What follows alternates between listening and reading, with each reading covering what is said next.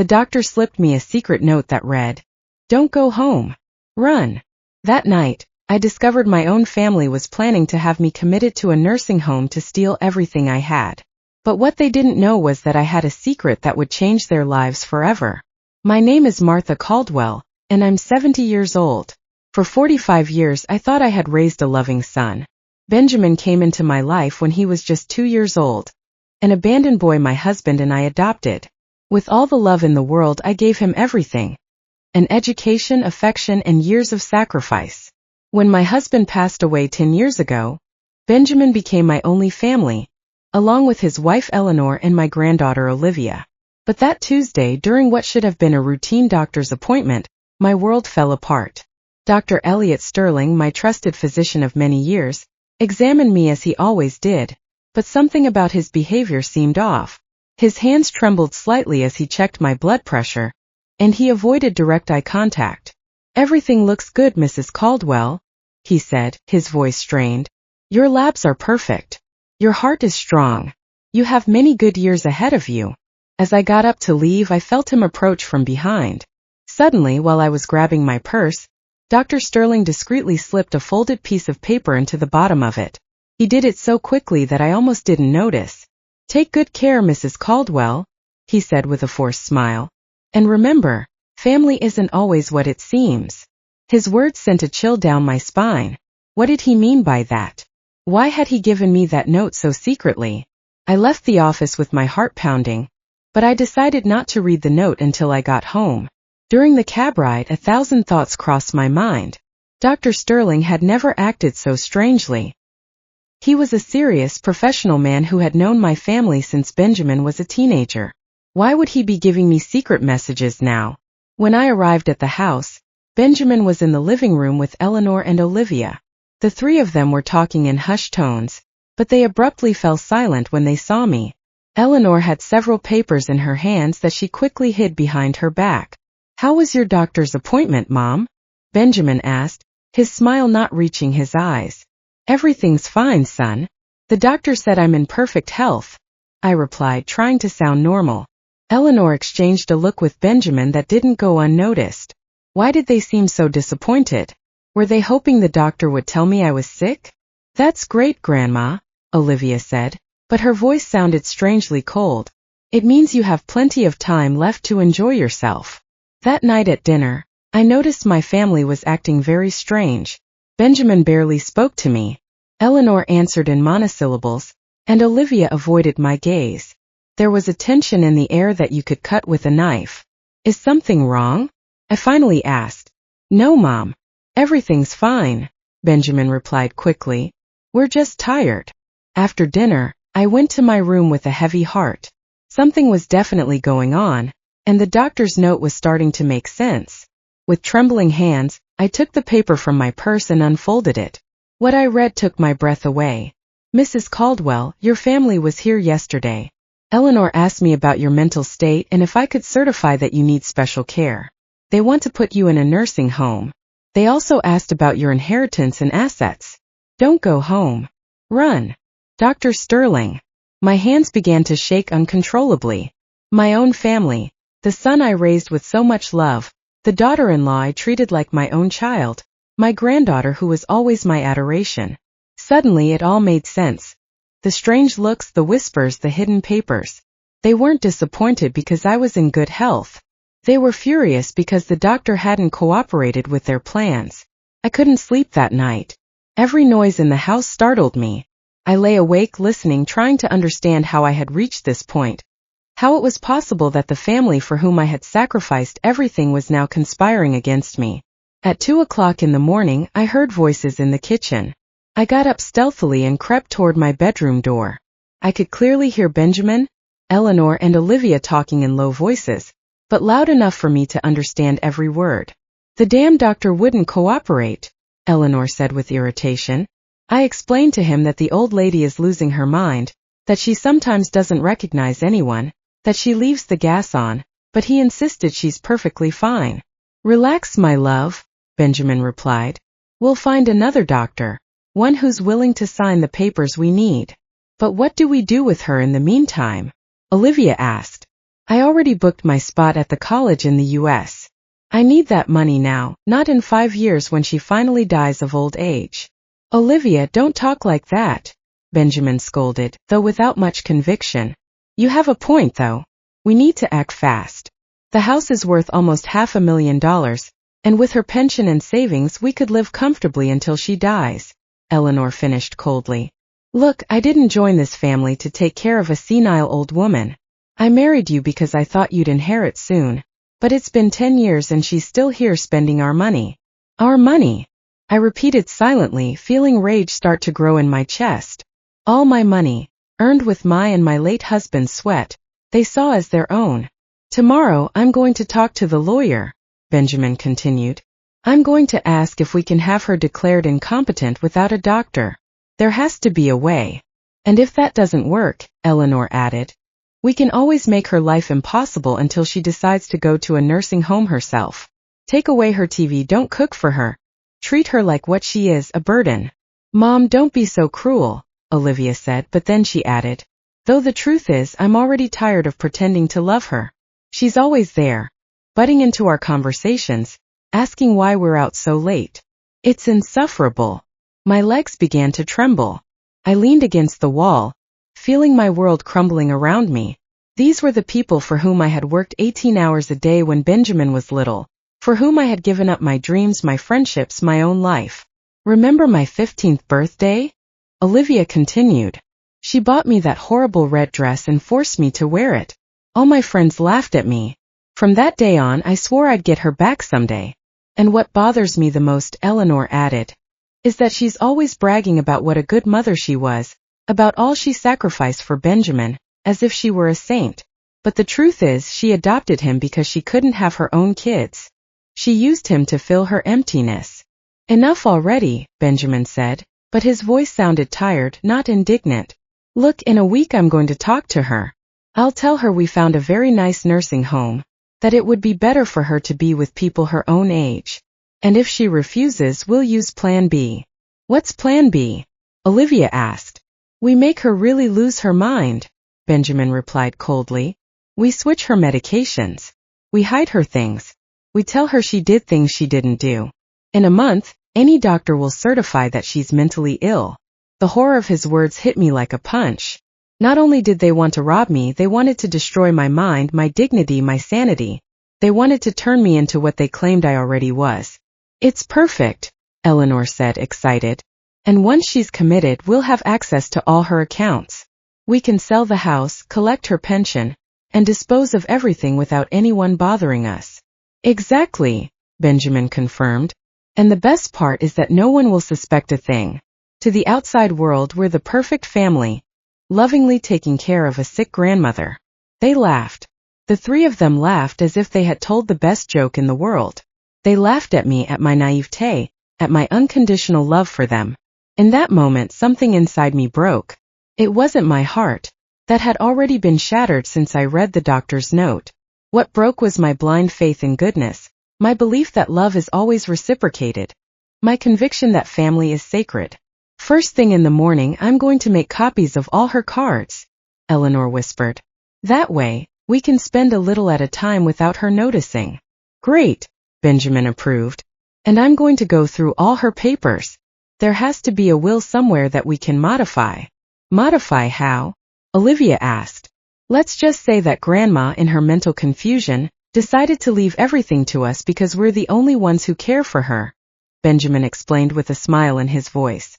Dad, you're a genius, Olivia said admiringly. But we have to be careful. What if someone suspects something? No one's going to suspect anything, Eleanor reassured her. She has no friends, no family besides us. She's a lonely old woman who is completely dependent on us. Who's going to defend her? They were right. I had no close friends. I had lost touch with most of them when I dedicated myself completely to taking care of Benjamin. I had no siblings. My parents had passed away years ago. I was completely vulnerable. But what they didn't know, what they had never bothered to find out, was that I had a secret. A secret that would completely change the balance of power in this situation. When my husband died, he left me with more than just love and memories. He left me with an inheritance I had kept hidden all these years. $2.2 million in an offshore bank account that only I knew about, in addition to 3 properties overseas that he had bought as investments. I never told Benjamin about it because I wanted to be sure he loved me for who I was, not for what I had. I wanted him to build his own life, to be independent. But now I realized I had been a fool. He had never loved me. He had just been patiently waiting for me to die so he could inherit the little he thought I had. Well, Benjamin said finally, I think we're all clear. Tomorrow we put the plan in motion, and remember, in front of her, we have to keep being the loving family we've always been. Of course, Eleanor replied. I'm an excellent actress. I can fake loving her for a little while longer. I heard their footsteps retreating toward their rooms. I stayed there frozen with the doctor's note clutched in my hand. He was right.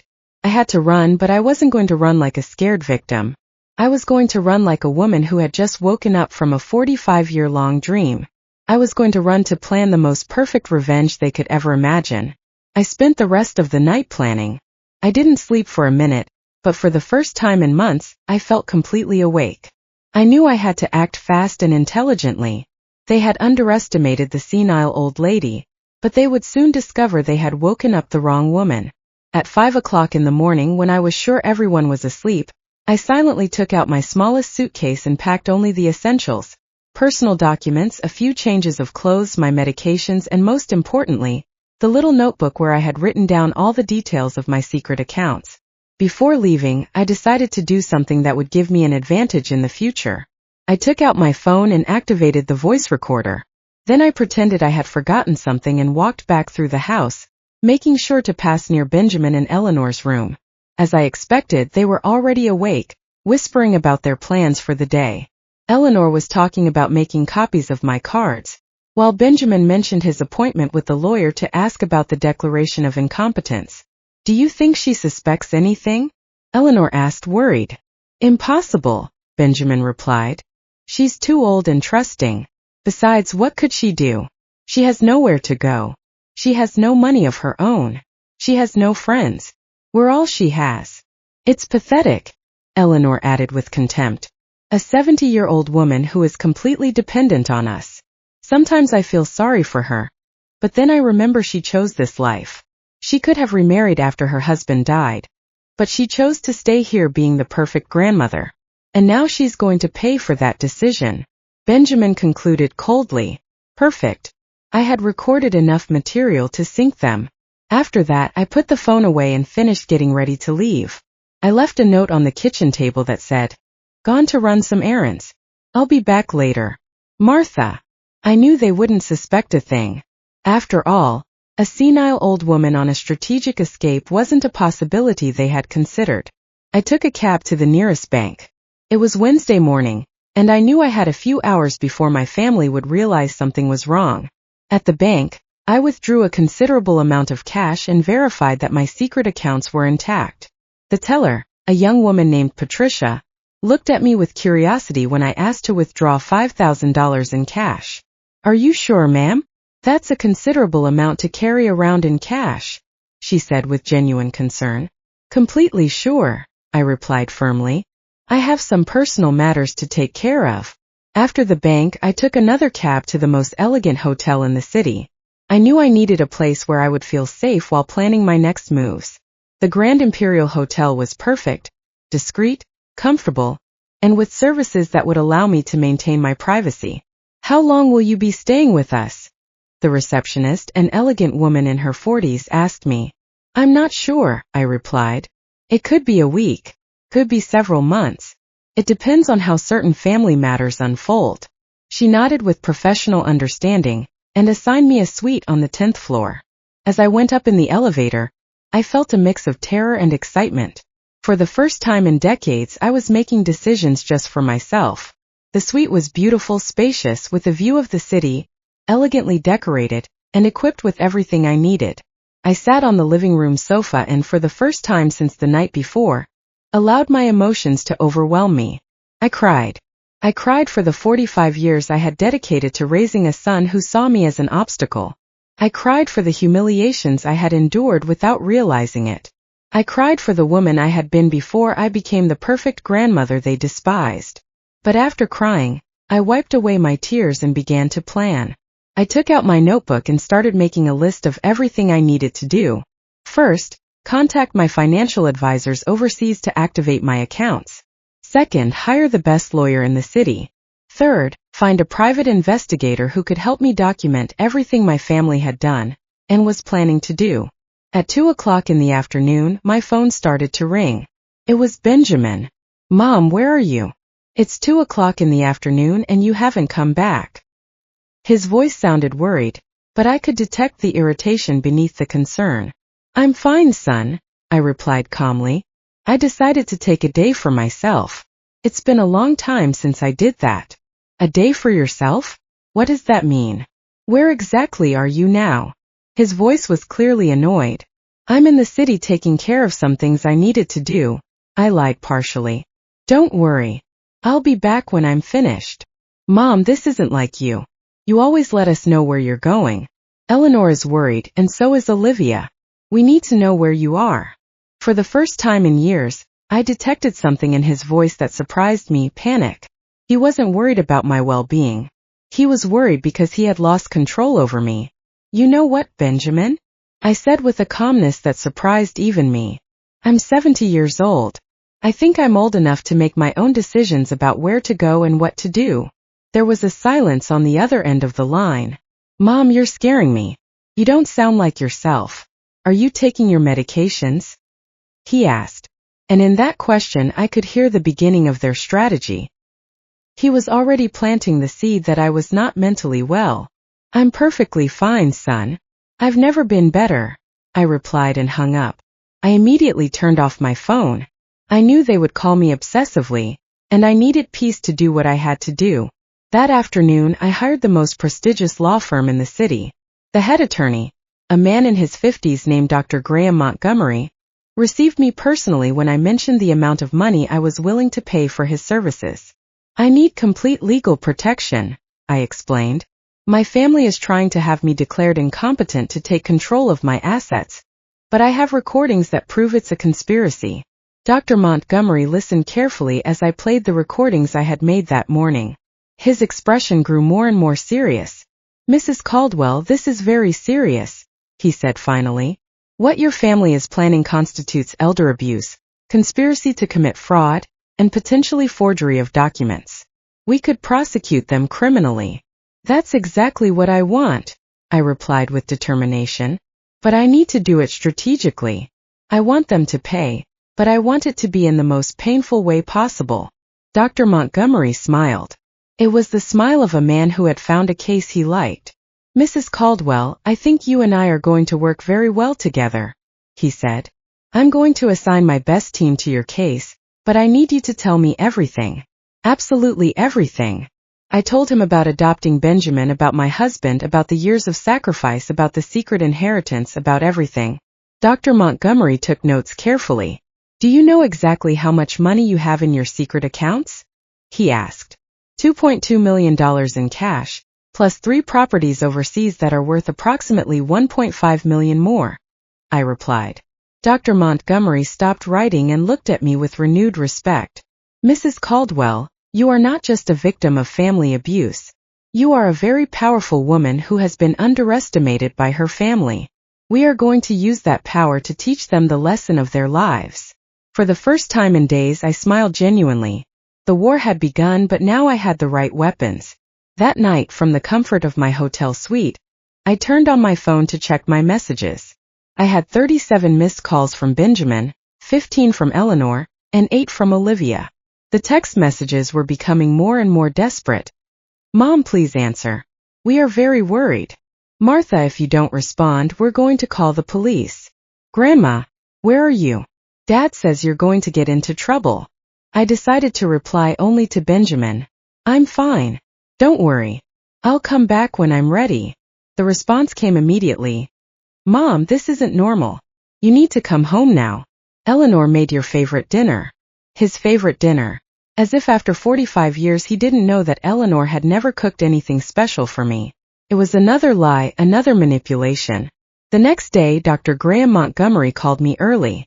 Mrs. Caldwell, I have some interesting news. My private investigator has already started working on your case and has discovered something important. Your daughter-in-law, Eleanor, has been using your personal information to apply for credit cards in your name for the past 6 months. What? I exclaimed, feeling indignation grow in my chest. She has 5 credit cards that you never authorized, with an accumulated debt of $43,000. Purchases at luxury stores, expensive restaurants, even a trip to the Florida Keys last month, the lawyer explained. But I never went to the Florida Keys, I said, confused. No, ma'am, they went. Your family took a week-long vacation using your money, while they told you they were going to visit Eleanor's sick mother.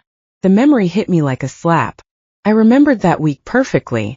Eleanor had cried, saying her mother was very ill, and they needed to go and take care of her urgently. I had given them money for the trip in addition to what they had already stolen with the fake credit cards. Dr. Montgomery, what else did your investigator discover? I asked, fearing the answer. Your son Benjamin lost his job 8 months ago, but he never told you. He has been living off your savings and pension. We also discovered that he has already contacted 3 different doctors trying to find one who is willing to certify that you suffer from senile dementia. Each revelation was a deeper stab. Not only had they planned to rob me, but they had already been robbing me for months. Not only did they want to declare me insane, they had already started the process. And my granddaughter, Olivia? I asked, my voice breaking. She also has her secrets, Mrs. Caldwell. She's 3 months pregnant, but she's lying to her parents about who the father is. Apparently, the real father is a married man of 50 who promised to leave his wife, but now doesn't want to know anything about the baby. Oh my God, I whispered. There's more, Dr. Montgomery continued. Eleanor has been having an affair with your neighbor Dave for the past 2 years. My investigator has photographs and videos that prove it. Dave, Carol's husband? I asked, remembering the sweet woman who lived next door. That's right. Apparently, Eleanor and Dave meet at a motel on Tuesday and Thursday afternoons, while Benjamin believes she is at her yoga class. The irony was brutal. While they were planning to destroy my life by accusing me of being crazy, each of them was living a lie that made them far worse than I could ever have imagined. Dr. Montgomery, I want you to document all of this, I told him with renewed determination. Every lie, every theft, every betrayal. I want that when the time comes to confront them, they have evidence of everything. Of course, Mrs. Caldwell, but I have a suggestion. Instead of confronting them immediately, what do you think of letting them dig their own grave a little deeper? That afternoon, I decided to do something I hadn't done in years. Buy new clothes. I went to the most elegant stores in the city and bought 3 beautiful dresses. An elegant black one, a vibrant red one, and an emerald green one that made me feel powerful. I also bought new shoes, a genuine leather handbag, and even got my hair done at the city's most exclusive salon. The stylist, a young woman named Sophia, worked on my hair for 3 hours. Ma'am, you have beautiful hair, she told me as she worked. Why have you neglected it so much? Because for a long time I thought it wasn't worth taking care of myself, I replied honestly. I thought my only function was to be the invisible grandmother who takes care of everyone else. Well, those days are over, Sophia declared firmly. When I'm done with you, you're going to look like the queen you've always been. And she was right. When I looked at myself in the mirror, I didn't recognize the woman looking back at me. My hair had a modern, elegant cut with highlights that brought light to my face. I looked powerful. That night, having dinner in the hotel restaurant, I decided to call Benjamin. Mom, finally. Where the heck have you been? His voice sounded furious, not worried. Taking care of myself, son, I replied calmly. You know, I hadn't taken time for myself in years. It's been very revealing. Mom, this has to stop. You can't just disappear like this. We're your family. We have a right to know where you are. A right, I repeated, letting the word hang in the air. Since when does my family have a right over me? Since you started acting erratically, he replied. And there he was again, trying to plant the seed that I was mentally unstable. Erratic. Does it seem erratic to you that a 70-year-old woman decides to take a few days for herself? Yes, when that woman has never done anything like that before. Mom, I think you need to talk to a specialist. You're acting very strangely. A specialist? I asked, feigning confusion. What kind of specialist, Benjamin? A psychologist, Mom. Someone who can help you with these behavioral changes. Perfect. He was admitting his intentions on a call that I was recording. You know what, son? You're right. I do need specialized help, I told him. And I could hear his sigh of relief on the other end of the line. I'm glad you understand, Mom. Yes, I understand perfectly. I need a specialist in family fraud, a specialist in elder abuse, and a specialist in psychological manipulation, because that's exactly what you all have been doing to me. The silence on the other end of the line was deafening. Mom, what are you talking about? I'm talking about the fact that I know everything, Benjamin. I know about the fake credit cards Eleanor took out in my name. I know about your plan to have me declared incompetent. I know about the doctors you've contacted. I know everything. Mom, that's ridiculous. I don't know what you're talking about. I think you really need medical help. You know what else I know, Benjamin? I know you lost your job 8 months ago, and that you've been living off my money while lying to my face. I know about the trip to the Florida Keys that you paid for with my stolen money. I know many other things that are going to surprise you a lot when you see them in court. You're delirious, he said, but his voice no longer sounded sure. Delirious. Last night I heard you planning how to make me really go crazy by switching my medications. Is that a delusion too? This time the silence was even longer. Mom, come home. We can talk about this as a family. No, Benjamin, we are no longer family. A family doesn't betray you the way you betrayed me. A family doesn't plan the mental destruction of one of its members to steal their money. Mom, please. What I am going to do is give you one chance, just one chance, to confess everything, apologize genuinely, and return every penny you have stolen from me. If you do that, maybe, just maybe, I can find a way to forgive you. We have nothing to confess, he replied, but his voice was trembling. Then I'll see you in court, son. Have a good night. I hung up the phone, and for the first time in days I felt completely at peace. The war had been officially declared, and I had all the weapons. The following days were an emotional roller coaster. My phone wouldn't stop ringing with desperate calls from my family. First, they tried the love tactic. Crying messages from Olivia saying how much she missed me, broken voices from Eleanor asking for forgiveness for any misunderstandings, and pleas from Benjamin begging me to come home to clear things up. When that strategy didn't work, they switched to fear and intimidation. Benjamin left me a voice message that said, Mom, if you don't come back immediately, we're going to have to take legal measures to protect you from yourself. Your erratic behavior is forcing us to consider legal guardianship. But Dr. Graham Montgomery had prepared me for this. Mrs. Caldwell, let them file the petition for guardianship. He advised me during one of our meetings. It will be the best evidence we could have of their true intentions. Besides, we already have 3 independent psychiatrists who have certified that you are in perfect mental condition. Meanwhile, my private investigator had been very busy. Every day, I received new reports that left me more surprised than I thought possible. Mrs. Caldwell, he told me during our Friday meeting, your family has dramatically accelerated their plans since you disappeared. Yesterday, Benjamin went to your bank trying to access your accounts, saying that you had suffered a psychotic episode, and that he needed to temporarily handle your finances. And what did the bank tell him? I asked. Fortunately, the bank manager is very professional. He told Benjamin that he would need official legal documentation to make any changes to your accounts. But Benjamin insisted so much that they had to ask him to leave. There's more. Yes, Eleanor has been selling your belongings. Yesterday, I saw that she posted several of your antique furniture pieces on an online sales page. She also tried to sell your jewelry collection to a pawn shop, but the appraiser refused because the pieces obviously belonged to an older person, and Eleanor couldn't prove she had authorization to sell them. My heart pounded. Those jewels were gifts from my late husband, unique pieces he had collected over decades. And my granddaughter Olivia? I asked with a lump in my throat. She has been the most active of all. She's been telling her friends that you are suffering from advanced Alzheimer's, and that the family is considering having you committed. She has also been using this story to borrow money from several acquaintances, saying she needs funds to pay for her grandmother's medical care. Each revelation was more painful than the last. Not only were they stealing from me, they were destroying my reputation and using my supposed illness to manipulate other people. But here's the most interesting part, the investigator continued. Last night, the three of them had a meeting at your house with a man our sources identified as Paul Hayes, a document forger known in the city's criminal underworld. A forger? I asked, feeling my blood run cold. Apparently, they are planning to create fake medical documents that certify your mental incompetence. Paul Hayes specializes in creating fictitious medical histories and forging doctors' signatures.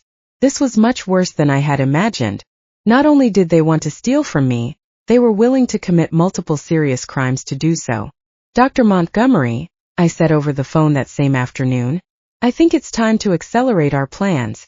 If we wait any longer, they're going to have fake documents that could complicate things.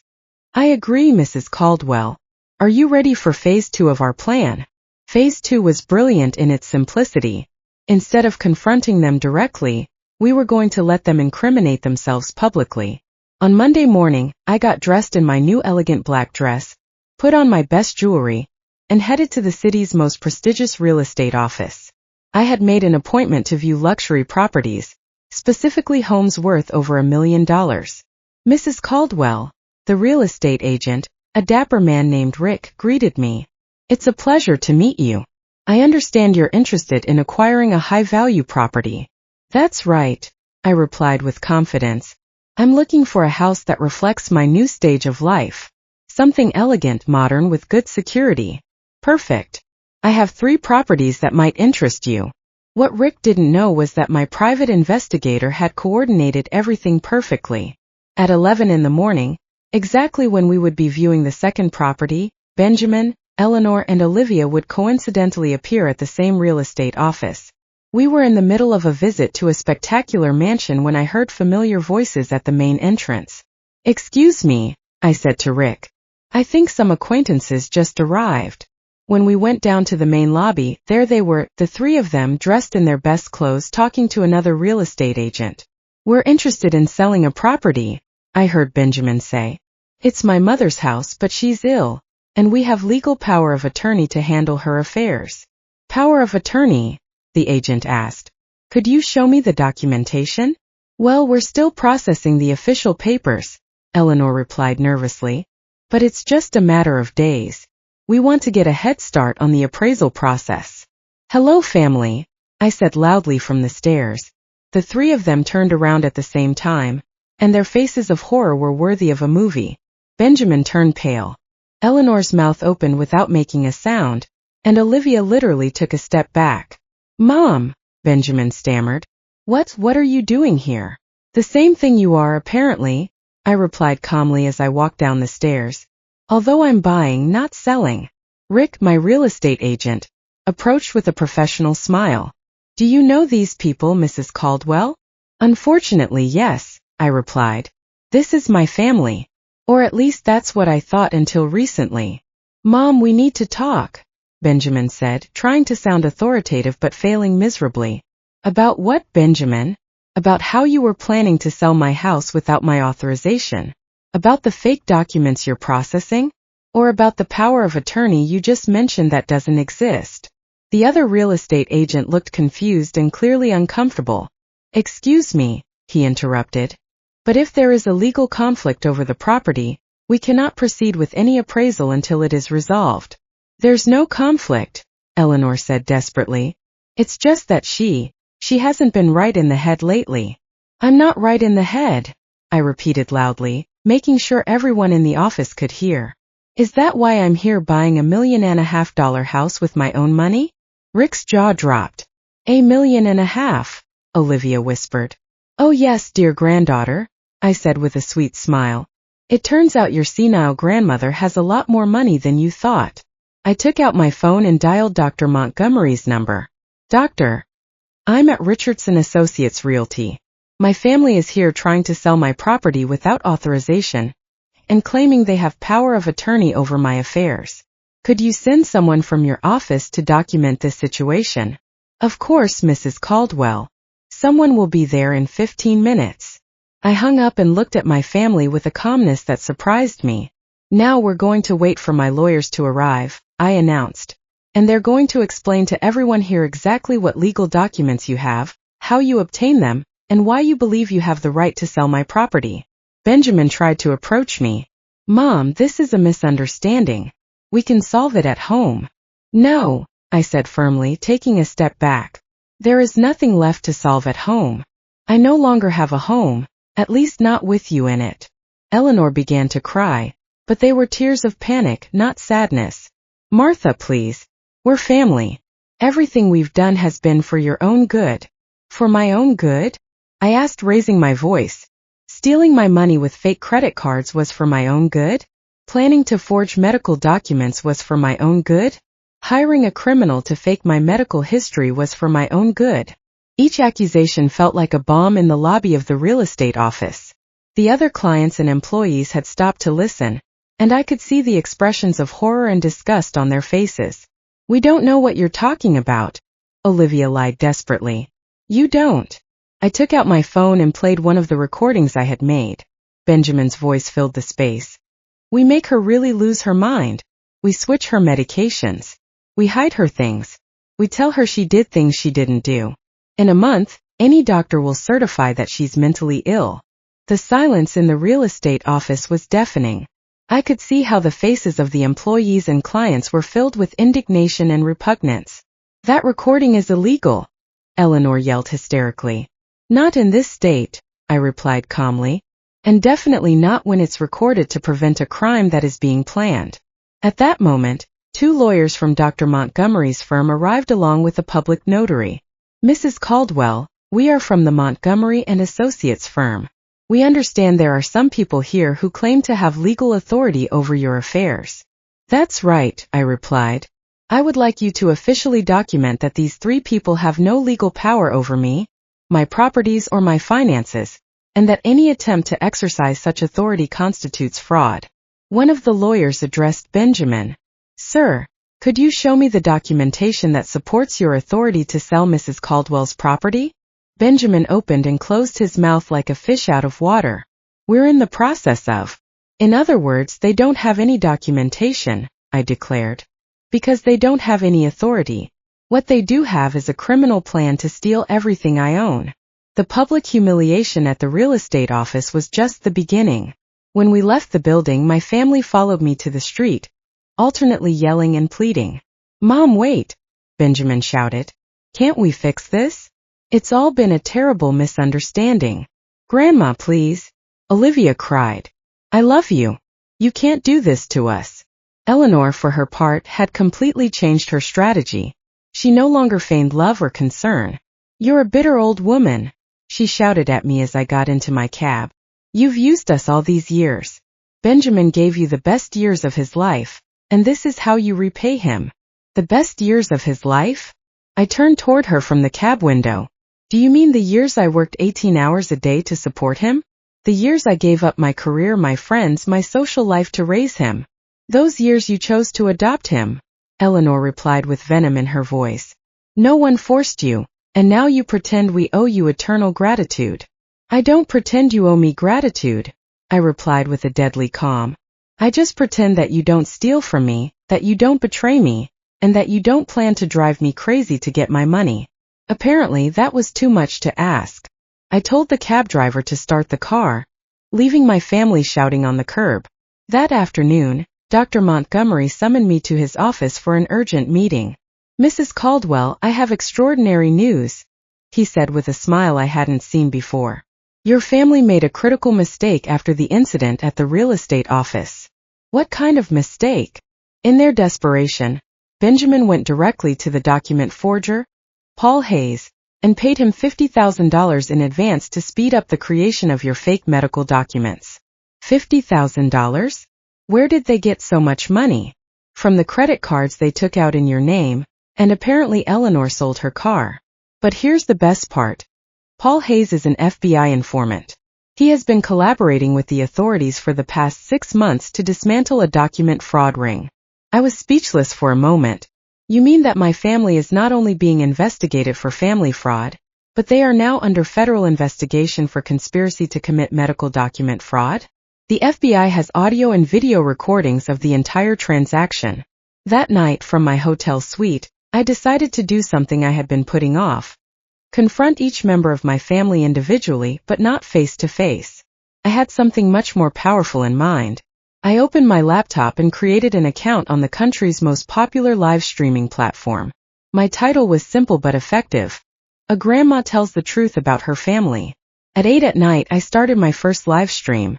At first there were only 3 viewers, but to my surprise the number began to grow rapidly. Good evening, I began, looking directly at the camera. My name is Martha Caldwell. I'm 70 years old, and tonight I'm going to tell you a story that will change the way you see perfect families.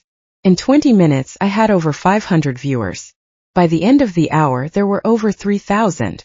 I told them everything, from Benjamin's adoption to the secret note from Dr. Sterling, from the fraudulent credit cards to the plans to drive me crazy.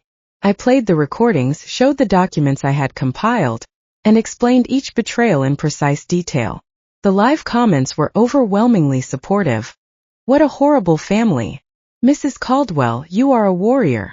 Sue them. Make them pay for everything. My grandmother went through something similar. Thank you for being so brave. But what really changed everything was when, in the middle of my stream, I received a live call. It was Olivia. Grandma, please turn off that stream, she pleaded. You're ruining our lives. I'm ruining your lives? I repeated so that all the viewers could hear. Don't you think you all ruined mine first? Grandma, everyone is watching us. My friends, my teachers, the whole school. I can't even leave the house.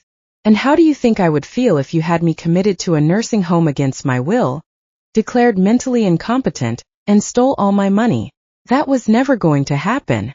We were just exploring options. Exploring options? I shouted for the first time in days, losing the composure I had maintained. Olivia, I raised you since you were a baby. I changed your diapers. I took you to school. I took care of you when you were sick. And you were there smiling while your parents planned to destroy me. The silence on the other end of the line was deafening, but the live comments exploded. Tell her the truth. This girl is shameless. Mrs. Caldwell, don't let her manipulate you. Grandma, Olivia finally said in a broken voice, I need money for college and for other things. You thought what, Olivia? You thought I was your personal bank? You thought you could collaborate on a plan to drive me crazy, and then use my money to pay for your studies. It's not like that. Then how is it? Explain it to the 4,000 people who are watching us right now. Explain to them why you told your friends you needed to borrow money to pay for my medical care, while I was perfectly fine. Another silence, then barely audible. How do you know that? Because I'm not the senile old woman you think I am. I know everything, Olivia. Everything. Including things about you that your parents don't know. What? What things? Things that could ruin your future much more than this stream could. She hung up immediately, but the damage was already done. The viewers had heard my granddaughter implicitly admit that she knew about the plans against me. 5 minutes later my phone rang again. This time it was Benjamin, and he sounded absolutely furious. Mom, turn off that stream right now, he roared. Hello, Benjamin, I said sweetly. Do you want to talk to the 5,000 people who are watching us? This is defamation. I'm going to sue you for slander. Slander? Is it slander to play audio recordings where you all plan to drive me crazy? Is it slander to show bank statements that prove you've been stealing from me for months? Those recordings are illegal. Not in this state, son. And definitely not when they're made to prevent a crime. But tell me, do you want to explain to all these viewers why you paid a document forger $50,000 yesterday afternoon? The silence was so long I thought he had hung up. How do you know that? Because Paul Hayes is an FBI informant, Benjamin. Congratulations. Now you're not only being investigated for family fraud, but for federal conspiracy. You're lying. Want to bet? Check the news tomorrow morning. Or better yet, wait for the federal agents to knock on your door. The live comments went wild. FBI, FBI, FBI. This family is going to jail. Mrs. Caldwell is a detective. Justice for Grandma. Mom, Benjamin said in a broken voice, completely different from his fury before. Please stop this. We can still fix it. We're family, aren't we, Benjamin? I replied with genuine sadness. A family doesn't betray. A family doesn't steal. A family doesn't plan the mental destruction of one of its members. What you are is not a family. It's a criminal organization that shares a last name. We gave you 45 years of our lives. You didn't give me 45 years. I gave you 45 years of my life. I gave up everything for you. And you? You were just waiting for me to die to inherit what you thought I had. We need that money, Mom. We have debts problems. And that's why you decided to drive me crazy. That's why you decided to steal from me. That's why you decided to destroy the last years of my life. It wasn't personal. Those 3 words hung in the air like a death sentence. It wasn't personal. 45 years of love, sacrifice, and dedication. And to him it wasn't personal. You're right, Benjamin, I said finally. It wasn't personal for you all, and from now on it won't be personal for me either. I'll see you in court. I hung up and looked at the camera. And that, dear viewers, was my family, I said with a sad smile. Tomorrow I'll continue with this story. Good night. I ended the stream with over 7,000 viewers and hundreds of messages of support. For the first time in weeks, I went to sleep feeling that I was not alone in this battle. The next morning, I woke up with my phone exploding with notifications. My live stream had gone viral. I had thousands of messages of support, hundreds of interview requests from media outlets, and surprisingly, dozens of messages from other older people who had gone through similar situations. Mrs. Caldwell, one message said, my son did the exact same thing. Thank you for being brave and telling your story. You've inspired me to take action. Another said, I'm a lawyer specializing in elder abuse. Your case is textbook. If you need additional help, I'm at your disposal at no cost. But the message that impacted me the most was from a woman named Carol Sterling. Mrs. Caldwell, I'm a social worker. Just yesterday, I prevented a family from having their 75-year-old father committed after seeing your stream. Your courage is saving other grandparents. Dr. Montgomery called me at 9 in the morning. Mrs. Caldwell, I have news that will change everything, he said with a smile I hadn't seen before. The FBI arrested Paul Hayes last night, and in his interrogation he confessed everything about the transaction with your family. Everything. Not only did he admit that Benjamin paid him to forge medical documents, but he also revealed that your family asked him to create a fake will in your name, leaving everything to them and declaring that you were mentally incompetent when you signed it. I felt as if I had been punched in the stomach. A fake will. Apparently, the plan was much more elaborate than we thought. They were going to use the fake medical documents to have you committed. Then they would present the forged will, and finally wait for you to die in the nursing home to legally inherit everything. My God, I whispered. How long had they been planning this? According to Paul Hayes, Eleanor first contacted him 4 months ago. This was not a desperate last-minute decision. It was a calculated and premeditated conspiracy.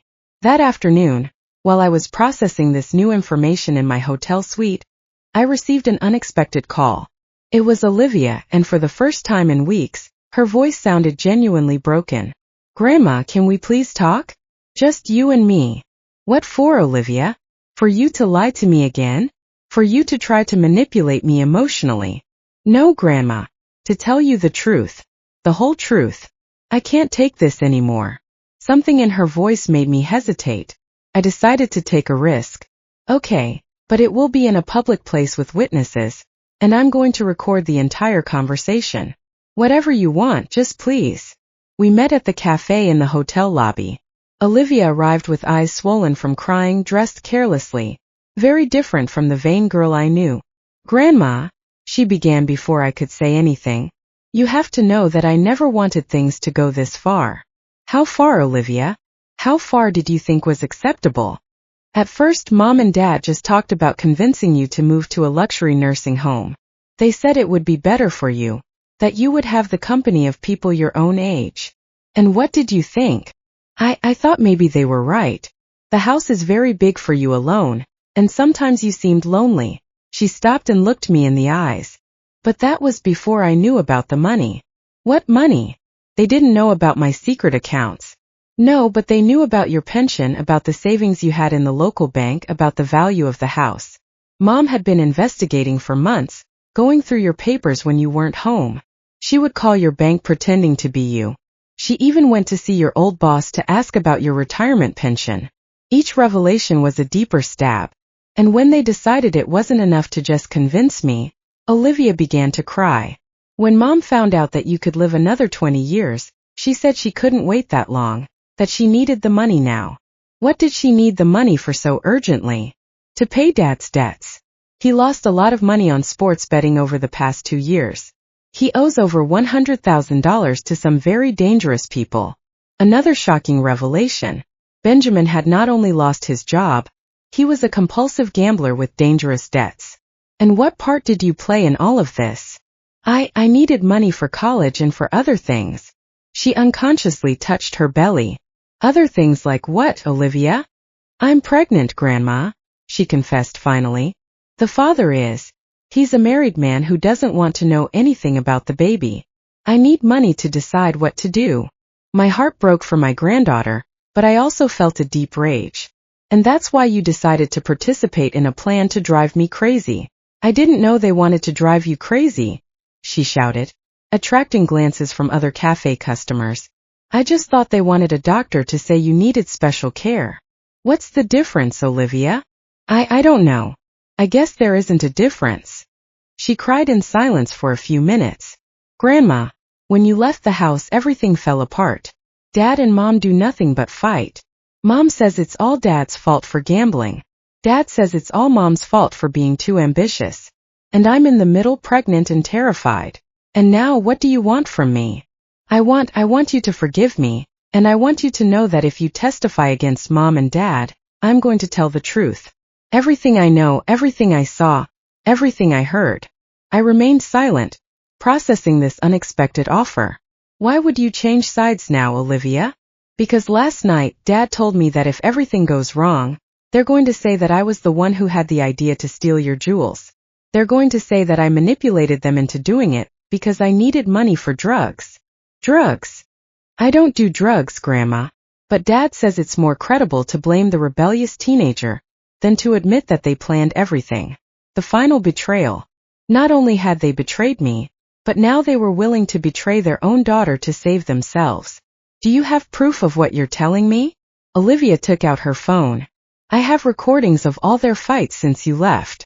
I have text messages where they plan to blame me. I have videos of Mom counting the money she got from selling your jewels. Why did you record all of that? Because a week ago I realized that when all this is over they're going to abandon me too. I'm underage. I'm pregnant. And I have no money. They're going to need a scapegoat. And that scapegoat is going to be me. I looked at her intently, trying to determine if this was another manipulation, or if I was finally hearing the truth. Olivia, if you decide to testify against your parents, your life will change forever. Your relationship with them will be completely over. My relationship with them is already over, Grandma. From the moment they decided to use me as part of their plan against you, and then decided to sacrifice me to save themselves. And what do you want in exchange for your testimony? I want you to help me finish high school. I want you to help me make the right decision about my pregnancy. And I want you to teach me how to be a strong woman like you. For the first time in weeks, I felt a spark of the old connection I had had with my granddaughter. Olivia, if you do this, if you help me get justice, I'm not only going to help you with high school and with your situation. I'm going to teach you something much more valuable. What? I'm going to teach you that real family is not defined by blood, but by loyalty, respect, and genuine love. And that sometimes protecting yourself means moving away from toxic people, even if you share their last name. Olivia extended her hand across the table. Deal, Grandma. I shook her hand, knowing that this moment would mark the beginning of the end for Benjamin and Eleanor. Deal, my girl. But now you're my ally and allies protect each other.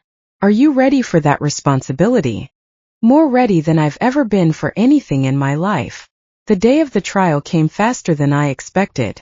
In 3 weeks, Dr. Montgomery had built a case so solid that even my family's expensive lawyer recommended that they plead guilty to negotiate a lesser sentence. But Benjamin and Eleanor refused. They wanted to take the case to trial, convinced they could manipulate the jury with the image of the loving family caring for the confused grandmother. The day the trial began, I arrived at the courthouse dressed in my most elegant black suit, accompanied by Olivia, who had decided to move in with me at the hotel for the duration of the legal process. "Are you nervous, Grandma?"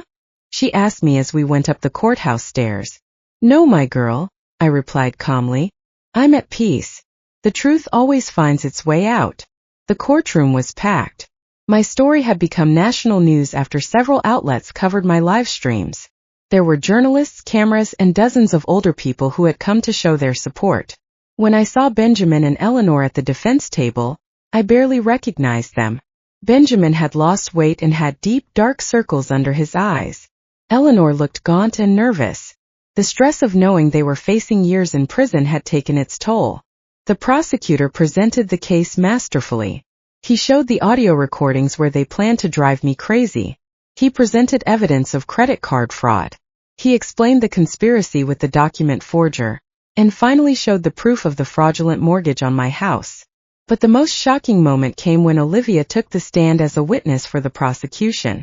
"Miss Caldwell," the prosecutor asked her, "can you tell us what you heard when your parents discussed their plans for your grandmother?" With a firm, clear voice, Olivia narrated every conversation, every plan, every betrayal.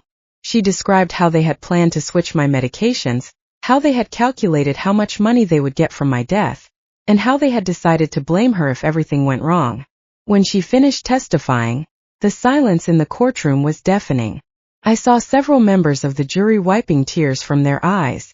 The defense attorney tried to discredit Olivia, suggesting she was lying to get money from me. "Miss, isn't it true that you're pregnant and need money?" he asked aggressively. "Yes, I'm pregnant," Olivia replied with dignity. "And yes, I need help, but I'm not lying to get it. I'm telling the truth because it's the right thing to do. And isn't it convenient that your grandmother promised to help you financially in exchange for your testimony?"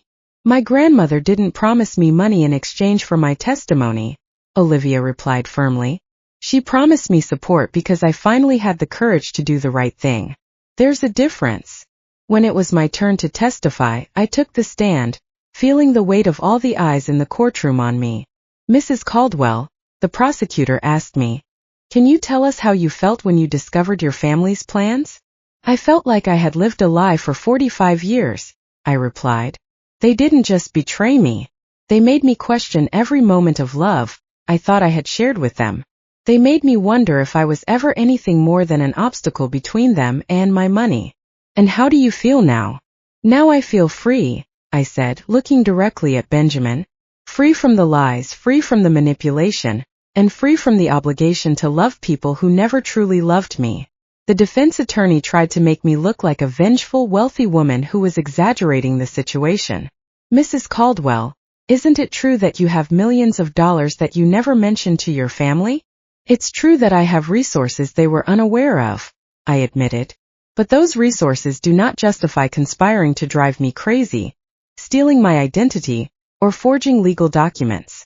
Don't you think your family deserved to know about that money?" "Deserved? Why?